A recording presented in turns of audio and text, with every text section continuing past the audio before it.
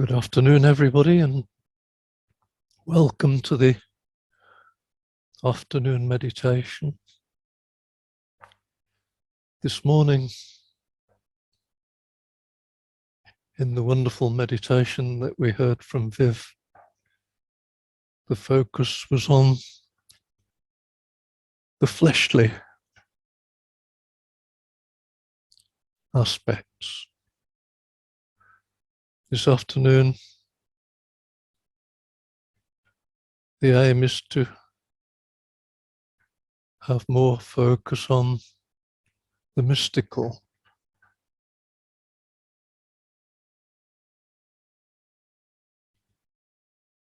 Both in the sense of the eternal feminine and also in the sense of becoming Mary so that Christ can be born in us.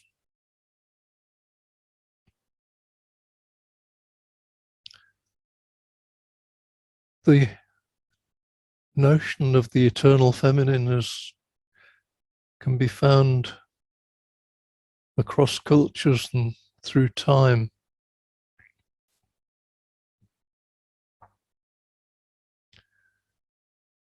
Even in ancient Egypt, there was a myth, and I mean by myth here, I mean a story that's not literally true, but one which carries a deeper spiritual meaning. In ancient Egypt, there was the myth that God begat not just a son, but also a daughter. The daughter was called Tefnut, and the son they called Shu. Shu, the sound of the wind and the breath. And in one of the pyramids written on the wall is inscribed, Tefnut is order and Shu is life.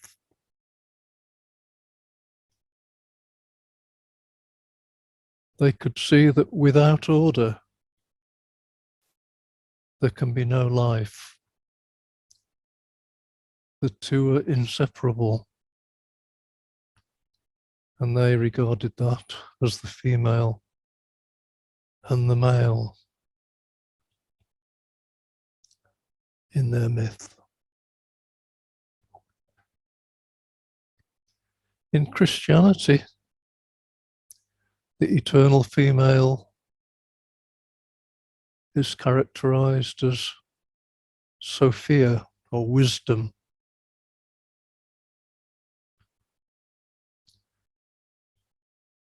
And Sophia has become incarnate in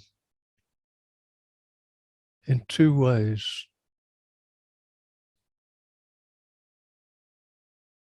First of all,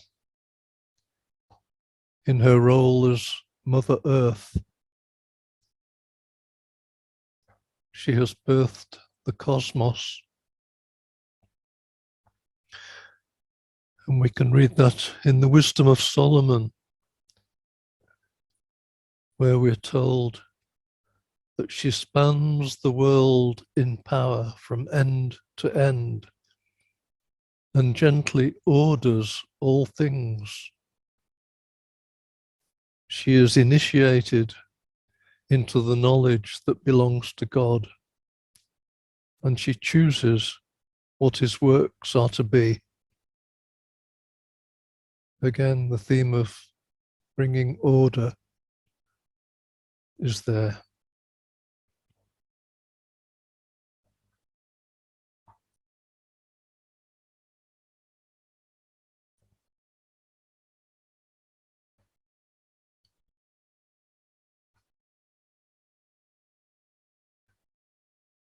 The second way in which Sophia has become incarnate is as Mary, who, as we know, birthed the Christ.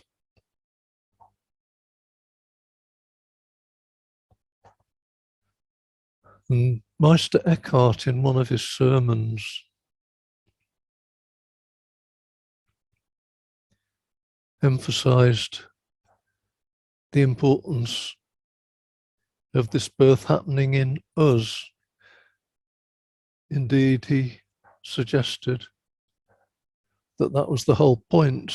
But what's the point of Jesus being born 2,000 years ago if he's not born in us today? And this is what Meister Eckhart said in his sermon.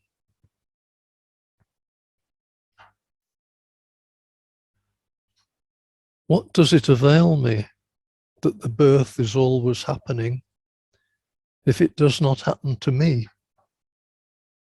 That it should happen in me is what matters. So said Saint Augustine. Actually, he didn't say that, but Meister Eckhart thought that he did.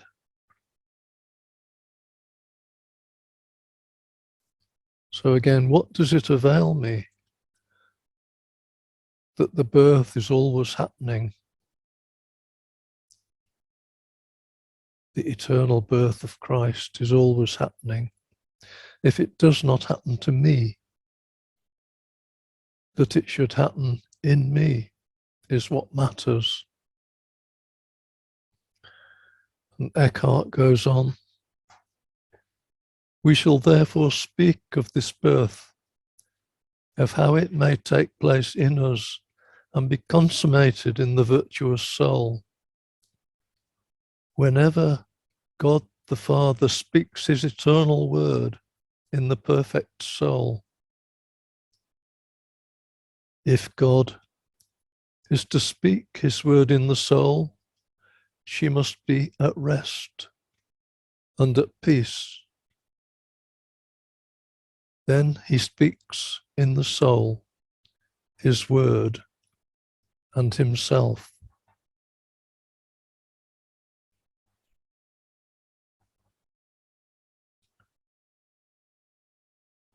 For Christ to be born in us, we must be like Mary. And for me, the cardinal feature of Mary is that she has no ego. She simply submits to God.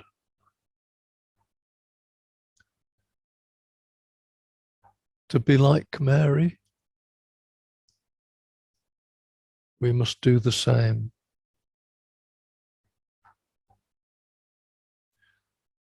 What is it like to be without ego? And here I invite you to enter into a meditation.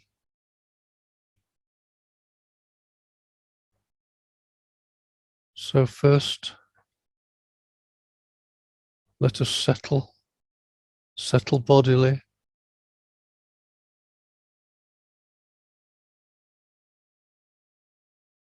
Feet on the ground, body supported by the chair.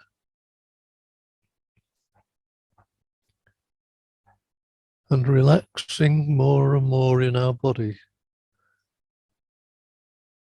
Just scanning your body to find any bits of tension or strain in the muscles.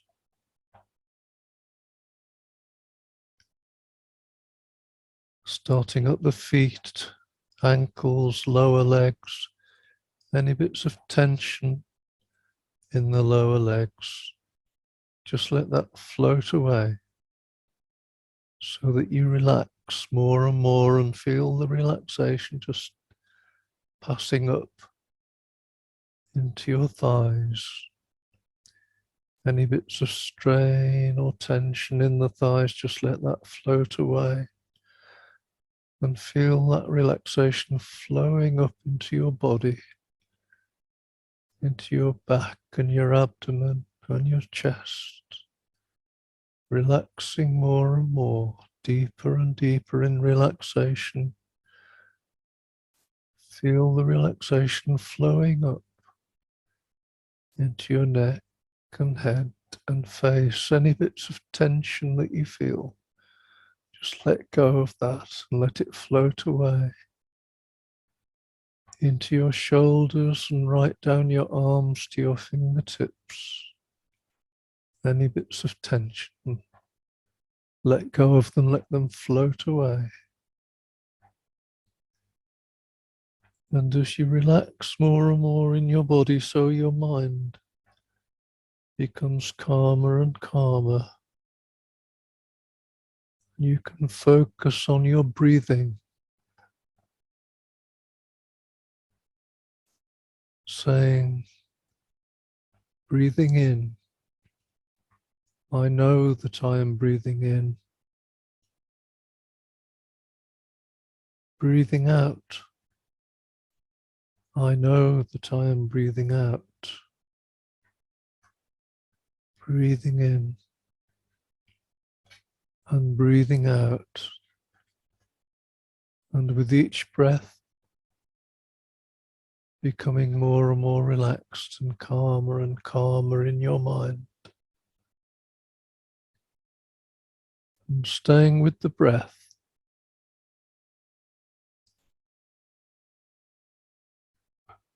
Breathing in, I see myself as a flower. Breathing out, I feel fresh. Breathing in, I see myself as a flower.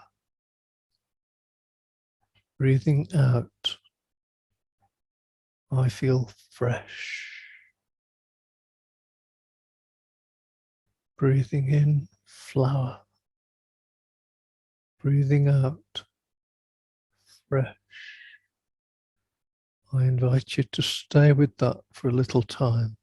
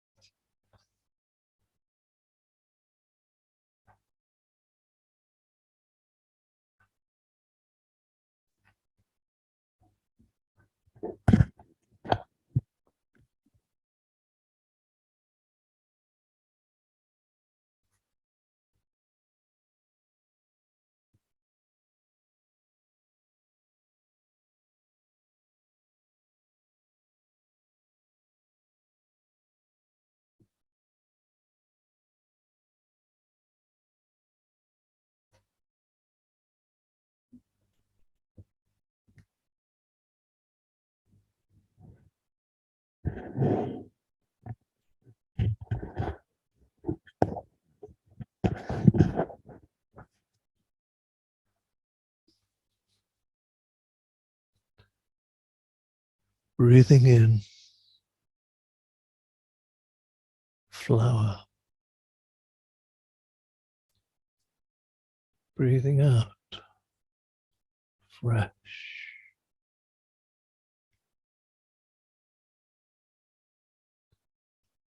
Seeing yourself as a flower, feeling fresh.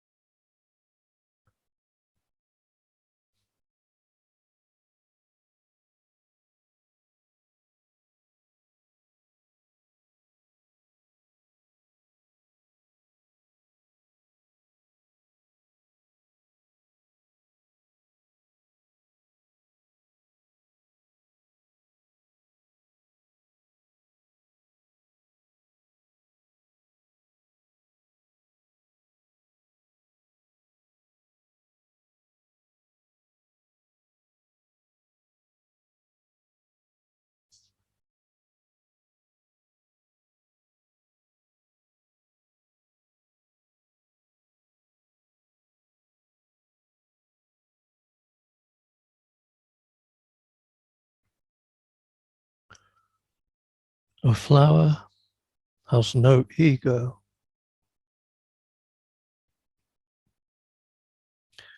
Flower seeds are planted in the ground. If there is water and warmth, they germinate.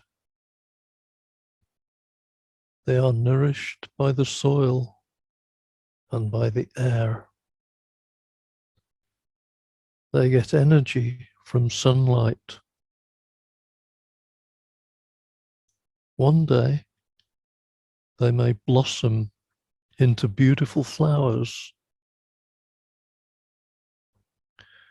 If flowers had an ego, they would then be saying, "How clever I am to have grown into such a beautiful blossom. Look at me and admire what you see." If conditions were not right, they would complain that they were not being given the opportunities that they deserve. But flowers have no ego. They just grow as well as they are able. They do not care whether they are called gorgeous blossoms or nuisance weeds. They do not strive for anything. They just are what they are. They have no personal agenda. They just respond to their circumstances.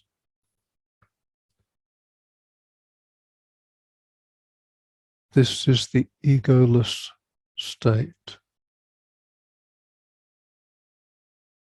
Continuing with the meditation.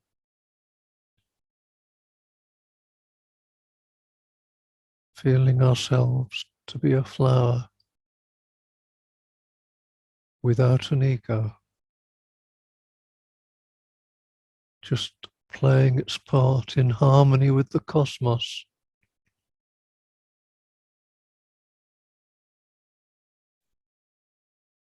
With the cosmos that is the embodiment of Sophia, the eternal feminine.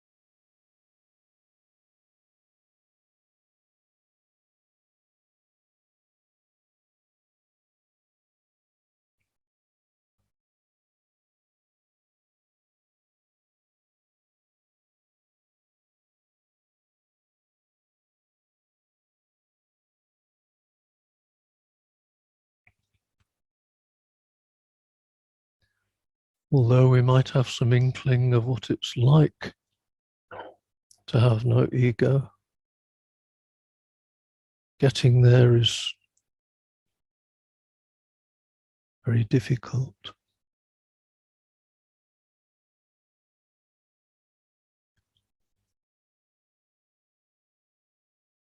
We can, to some extent, during meditation, control our external environment. We can retire into solitude and quiet, move away from our usual daily activities, sit in silence. But we all know that when we turn inwards, we're besieged by thoughts and images.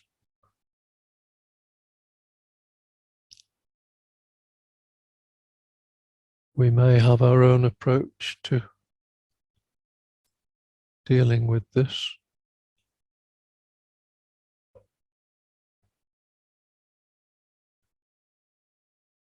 But here's one approach that may be helpful and which we can try.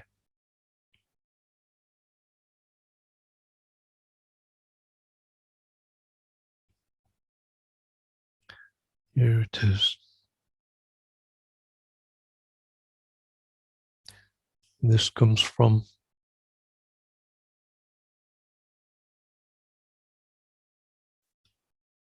a sage called Ramana Maharshi in India.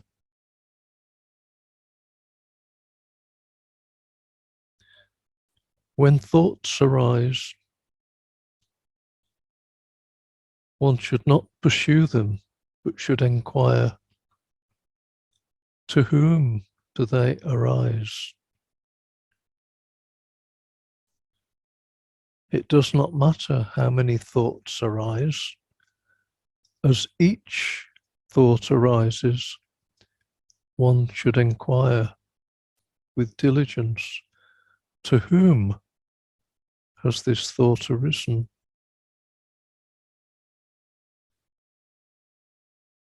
The answer that would emerge would be, to me. Thereupon, if one inquires, who am I?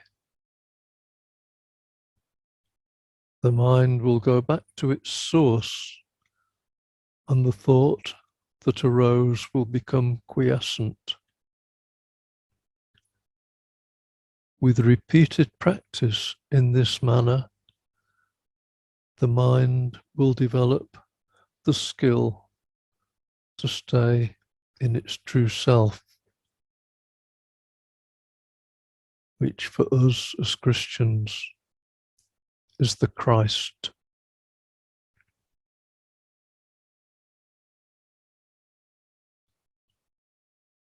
I'll read that again. When thoughts arise, one should not pursue them, but should inquire, to whom did they arise? It does not matter how many thoughts arise. As each thought arises, one should inquire with diligence, to whom has this thought arisen? The answer that would emerge would be, to me. Thereupon, if one inquires, who am I? The mind will go back to its source, and the thought that arose will become quiescent. With repeated practice in this manner, the mind will develop the skill to stay in its true self. I invite you to practice that now.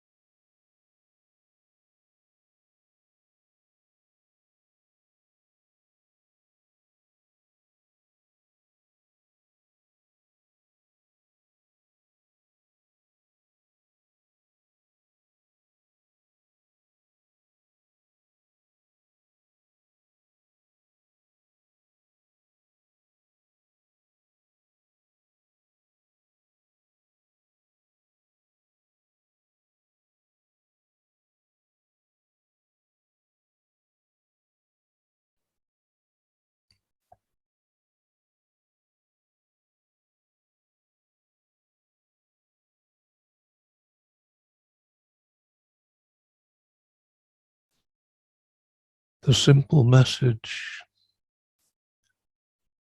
is that for Christ to be born in us,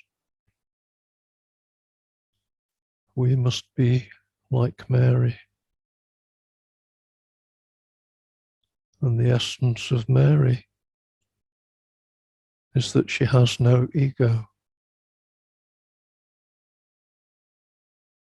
She's completely submissive to the will of God.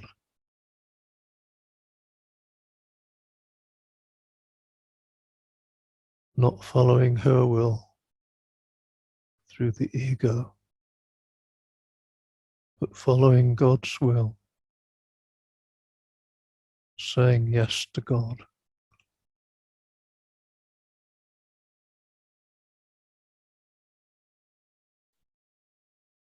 I'm going to now use a reading from a Sufi source, Islamic Sufi source. It's interesting that the Quran has actually more about Mary in it than our Christian scriptures do.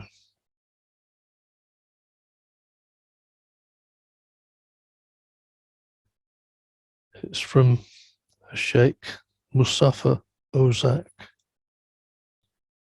in a book called The Blessed Virgin Mary.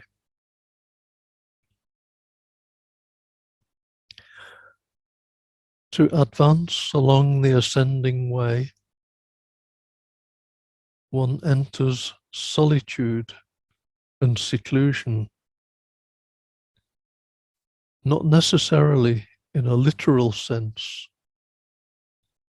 but even while remaining within the context of family and social responsibility. However, solitude alone will not be sufficient. One must remain orientated towards the mystic east, the direction of prayer. One must learn to gaze at the perpetual dawn of divine wisdom.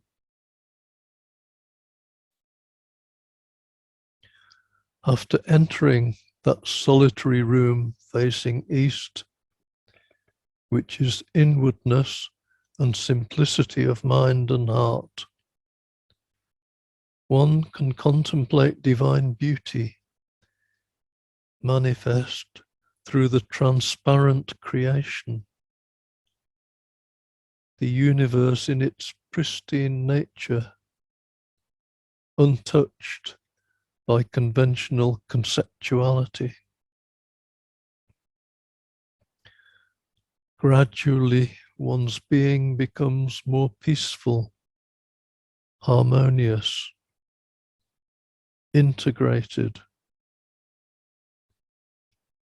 Divine light begins to manifest directly. Within this ineffable brightness, the conventional structures of society and our own habitual forms of perception are no longer visible. The virginity of the disciple is his or her turning constantly and exclusively to the supreme and only reality for teaching and protection. This condition of spiritual virginity makes possible the direct impregnation of the heart by divine light.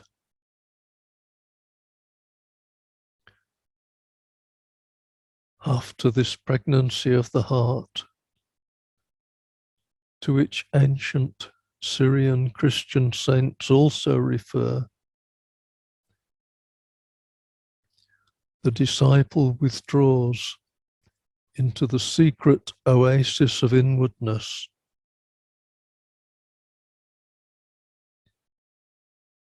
At the next stage, the disciple becomes strong enough spiritually to return with this new evolutionary state, this child of light, into the conventional human family. The reaction of the mundane world to the unveiling of profound spirituality is always abrasive, even when it wishes to be sympathetic and receptive. The mystic way is an ineffable love affair which insults the egocentric world by transcending it.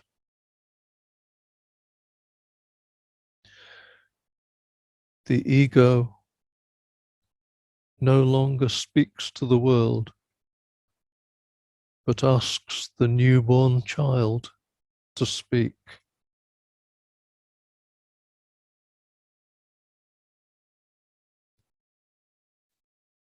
The ego no longer speaks to the world, but asks the newborn child to speak.